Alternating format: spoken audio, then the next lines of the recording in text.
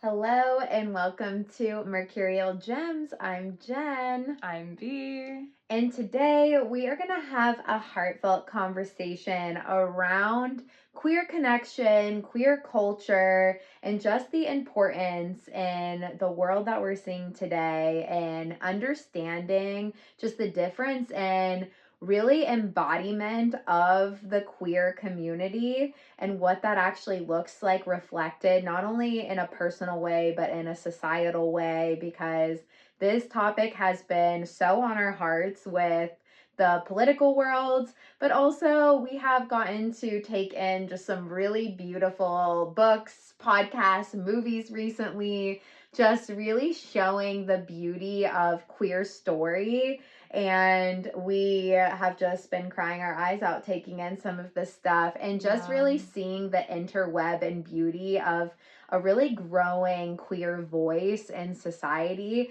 which, of course, as the voice has gotten louder, the legislation has also started to come to try to shove it back down, which I think it's too big of a thing at this point.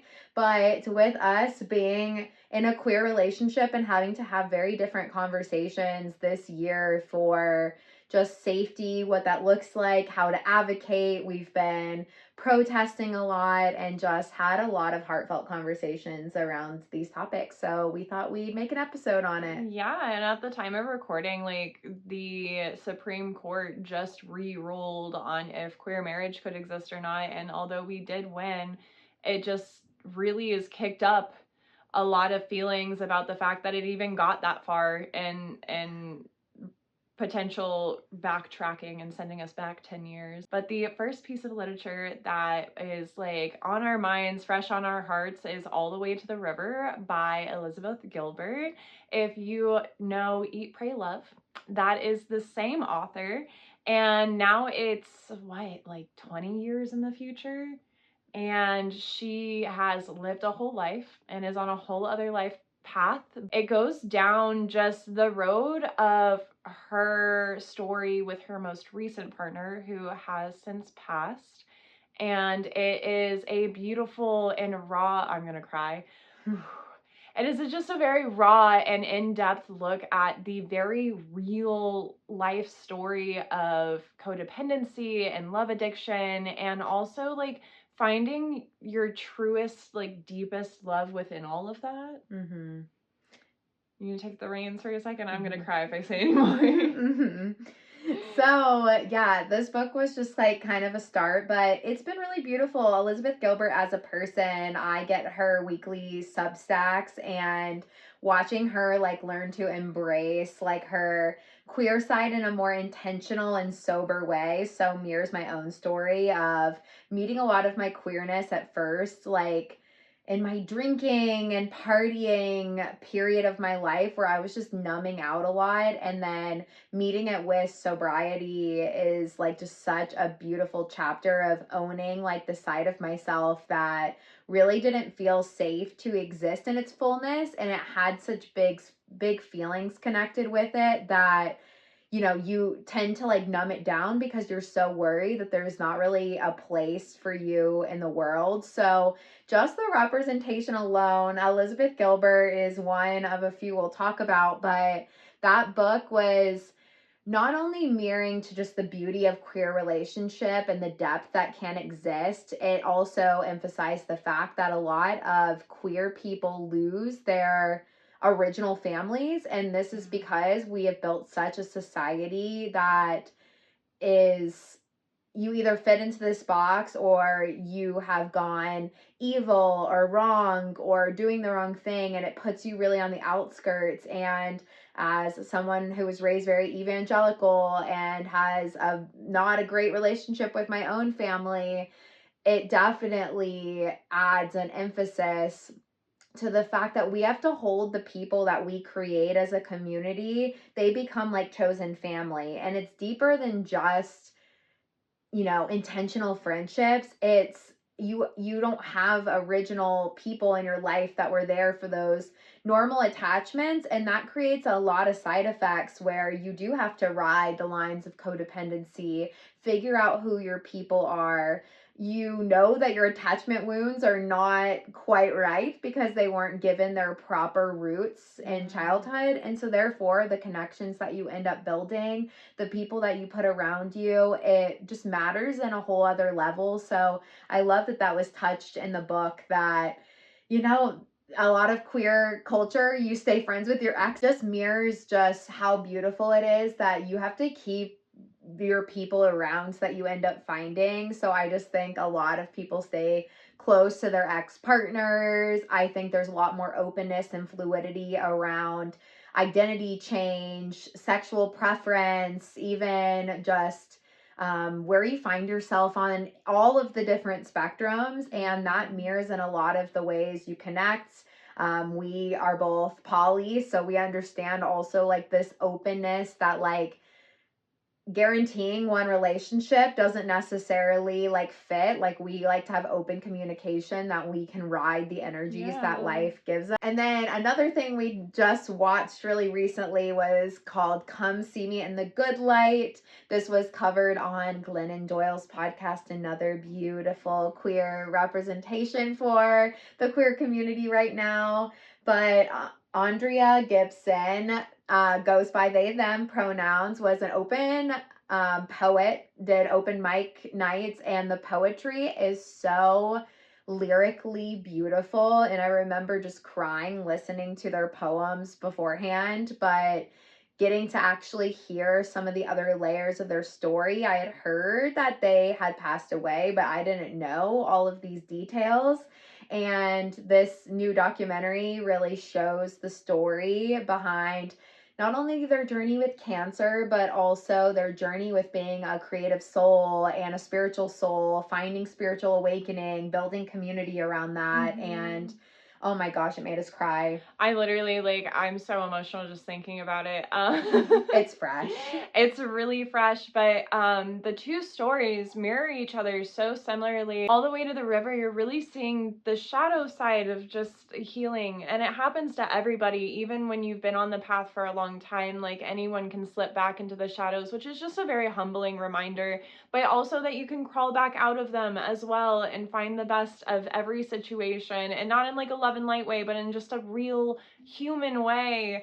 And then with Come See Me in the Good Light, it was just so, it sounds like from what we've just heard and consumed beyond, between Glennon Doyle's podcast and the documentary itself, it sounds like when Andrea got their diagnosis, it was a click moment for them. They had done therapy and meditation, and they were trying to like find that like level of enlightenment or whatever you want to call it. But it really sounds like that moment of diagnosis like shifts something for them. And one line from the film that has really stuck with me all week and just has got me all torn up, although the entire thing is just taking every emotion and turning it into love, is like, it's so simple, like simply put. And like leaning into love really is the answer when you look across any theology or religion or spiritual anything. It always circles back to love, which is kind of the whole point of today's talk anyway. And it really stuck with me because I think it's easy to turn things like fear and sadness into love and find something beautiful out of that. But there's other harder emotions like anger, and like just seeing them, you really see like a very real version of them throughout the film. And the way they communicate with their partner is so beautiful. And it's just like, it's kind of just the higher expression of healing. I'm sure they had down moments too, but it seemed like it was just like more rooted and grounded in a higher expression. Not that one was right or one was wrong, but it was just so beautiful to start off our month with the Elizabeth Gilbert book and then to finish it off with this film and just see like the many different angles that any one journey can take, because they did have a lot of similarities.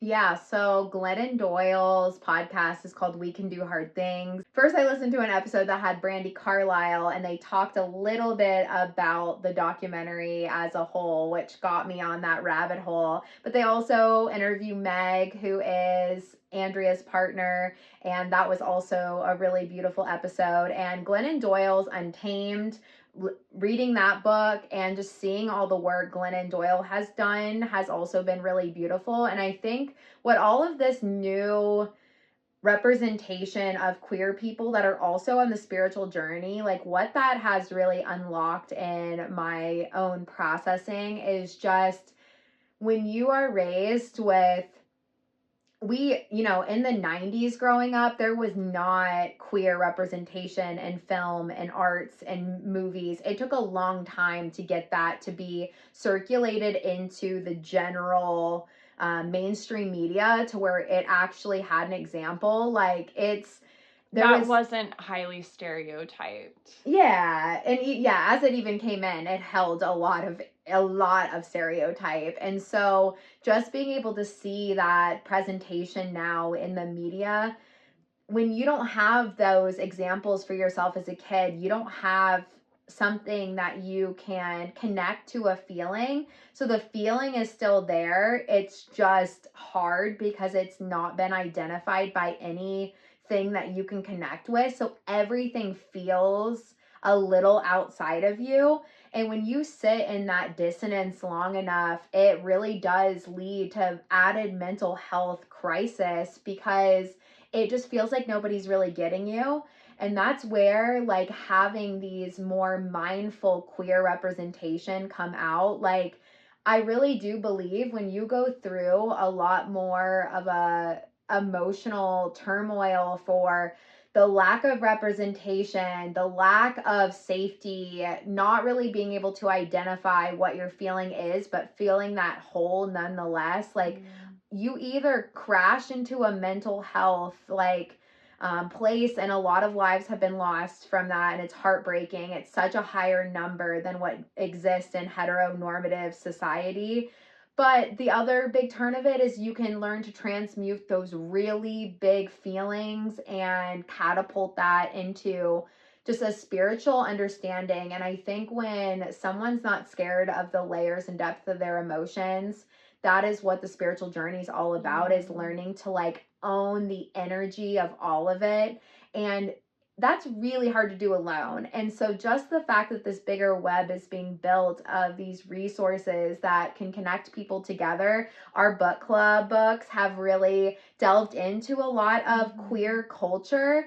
And even if you don't identify as queer, understanding that there's this whole other cultural shift that can occur where you're viewing the people around you as family, you're viewing the depth of your emotions as like just really deep truth. You're understanding that there isn't a whole intuitive and evolutionary sort of soul cycle to this human experience. And when people are all talking about this, like, and you like lean in, life just becomes so much more loving and vibrant. And even something really hard, you don't feel like you're in it alone and you feel connected to people. Yeah, if you are watching this and you're just not queer, that's okay. Thank you. Welcome and thanks for just listening to our stories. But imagine just growing up in a world that like everyone seems so they fit. They fit. The standard just works for them on every degree, and just something inside of you doesn't quite feel right. And then you don't have any words to name that feeling, and everyone else seems fine. So then you're like, oh, okay, it's just me. Like that is so isolating and so lonely, and especially in your formative years, like it can be a lot. Both of us were later in life, like coming out people, even though I think both of us, it was always there, like it just wasn't as prominent, I guess, is like a We good couldn't word. live it.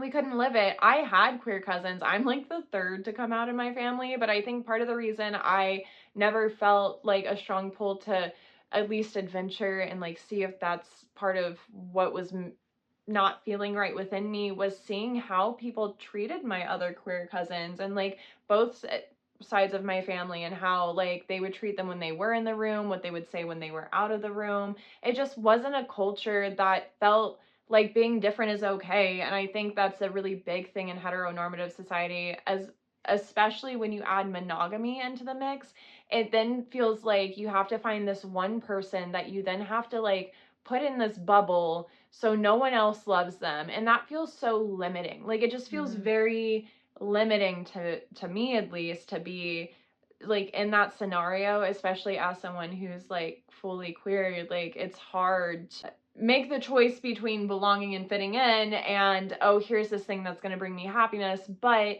in return my happiness is now I have to worry about not just my safety but my partner's safety, and when we can and can't look like we're together, and when we have to pretend to be besties. And that's just not something, as someone who lived as a hetero for 25 years, like it's not something you have to think about.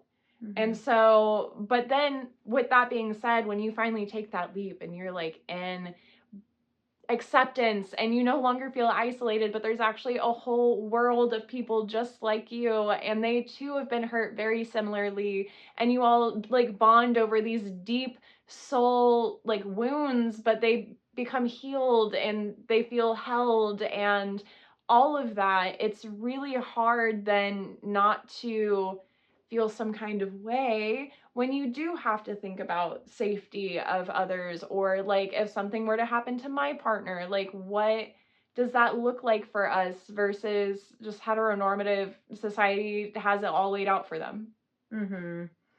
Yeah, I think that the sad thing is we're getting representation now of all these stories, but the common thread is having this really sad and limiting start to life Yeah. and having to climb our way back out because the beginning parts of our life were not met with that.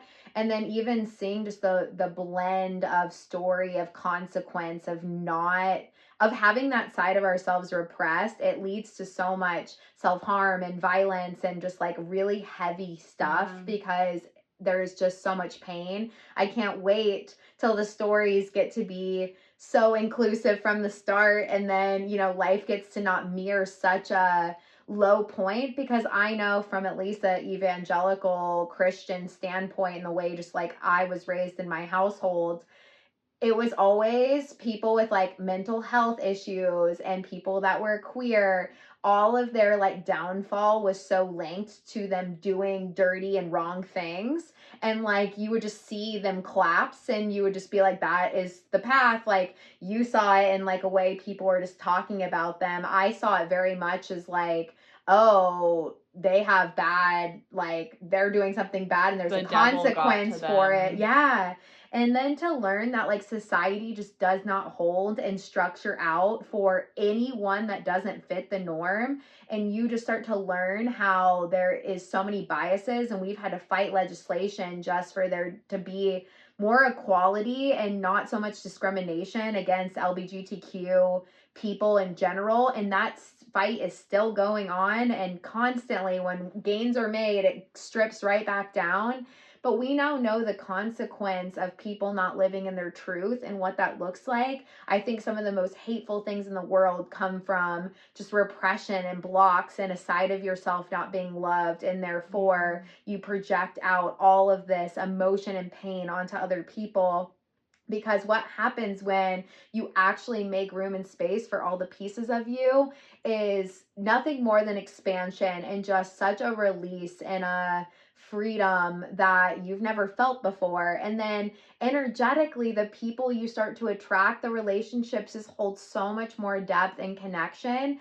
And we have this conversation a lot around just how important it is, even if you are in a heteronormative situation, you don't identify as queer, still supporting queer individuals and queer businesses and queer culture in general. It is not only beautiful because it's, helping to amplify and raise up people that identify that way, which is obviously amazing, but it also is understanding that society and its binaries don't fit for a lot, and it's making sure that we actually try to develop a society and culture that is inclusive to all humans. Yeah. Because if we keep saying one way is right and one way is wrong, we will continue to have violence on all ends of the spectrum. The importance is that we are all humans. There is a avenue and path for everyone's lived human experience, and I think that's what all is being asked. And Yeah. I've heard so many people, we were so upset with like Snoop Dogg, who's recently probably got a talking to from Martha, that's our theory, saying like they're just putting it in everything now, they're putting queerness in the movies, and like seeing it as like a threat. But that representation makes such a freaking difference when you actually see all examples of how to human. You can then identify what kind of human you feel like you are, or know if there is or isn't space for it, share what your experience is, actually Yeah. talk through your emotions, and then you're not shutting down a whole version of yourself just to exist in comfort. I don't think, like, if heteronormative society works for you, like, I love that for you. I love that you have a space that you feel like you belong to. I think what sucks is to go so long feeling repressed and isolated, and a lot of us don't have that representation early on, and like the making the journey to finding yourself so tumultuous, and then finding yourself and finding that same level of acceptance you feel within your society, and then hearing everyone say that you're bad or the devil's within you. Like, man, if this is the devil, fuck yeah. Or seeing your representation pull your right. Because I've never felt closer to God than being my most full authentic self, being loved and seen for exactly who I am, not having to over explain shit, like not having to over like simple asks that like just don't make sense to past partners. We barely have to speak in full sentences when it's just the two of us. It's so beautiful, and not everyone has to have that kind of love, but that's the kind of love that feels good to us. And then to like know that there's people that like actively like will make it their whole soul's mission to rebuke us from society. It's just not it. It's just not it. But the start of this, and to circle it back and make it end on a more of a lighter note, is like having works of art like Come See Me in the Good Light, which is available on Apple TV, and if you have it, I highly recommend it. We've watched it twice, and we've cried both times, but like it is so good, and it just like really shines a light on what you may not understand. All the Way to the River is another beautiful, just like really take some time to absorb just a few queer books, or something of queer culture that's not just Drag Race. Like, it is so cool that everyone loves drag queens, and like they hold such a special part in our queer history as well. But like also like consume something that's like heavy for once, and like I think it'll just make a little more sense. It won't be easy to read initially, but like I think especially if someone struggles with even understanding why queer people are the way that they are, like it is a kind of love that we've never received. Yeah, I think that it's one thing to say that you love gay people and queer people and you're all for it. And it's another thing to actually help support the cultural shift that needs to happen for it to actually be safe. Yeah. It's one thing to say you love it, and then it's another thing in action to actually support it. Because if we can build up our society to have this representation really structured in, it would change the entire world. Yeah. And I really do believe there's a big threat now from the power structures that exist, because a lot of patriarchy falls when queer voices get elevated, because power and control structures only work by having some in and some out. And what queer culture in general accepts is whatever you want to be, you are it. And that does not hold power and control over, unless it's a fun, consensual way. You know? So this is where the change really comes in. So we wanted this to be another PSA, not only to take in and support all this newfound representation, but to Yeah. also just continue to plug into queer community, especially during these times while we actually have a Mhm. voice. Because every day I feel like the voices are trying to get drowned out, and we're getting a lot more censorship than we once were. And so this stuff just becomes so much more important, especially if you feel like you're not really seeing it, Yeah. because it's always existed. We have the best documentation of that now ever. We can see and categorize the millions of letters and photos and stuff that's been able to data come together from history to show that it has always been there. It just had to be so hidden, and we've now brought so much to light. And when you support queer, small owned POC businesses, you're supporting safer spaces for people who need it Mm-hmm. versus giving another $40 to a trillionaire. Mm-hmm. So that's the spiel. I hope this was enlightening. I let us know all your thoughts below in the comments. Like, this really is just one, to give more resources and just places to plug in for those who are looking for it, and two, just to like maybe shine a light for those who this isn't something that resonates with you, but you want to understand it. And like, anything that we've said has come from a place of love and just trying to inform. There's no judgment for how you live your life, and hopefully you can find in your heart not to judge us for how we live our lives. Mm-hmm. We hope we'll see you in another episode of Mercurial Gems. Thank you for listening. Bye. Bye.